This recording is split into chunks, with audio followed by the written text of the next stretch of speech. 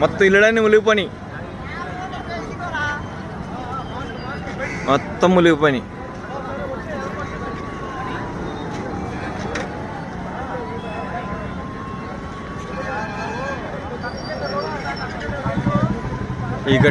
ఈ గట్టు అవతలకి నీళ్ళు రాలేదు, కానీ అవతల గట్టు మొత్తం మునిగిపోయాయి. అవతల ఇల్లులన్నీ మొత్తం నాశనం అయిపోయినాయి. ఆ ఇళ్లలో జనాలు ఏమైపోయారో, ఎలా ఉన్నారో ఏంటో. ఇది చాలా బాధాకరం.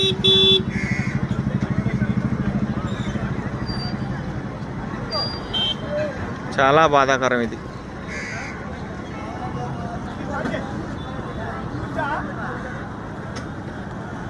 అప్రమత్తంగా ఉండాలండి.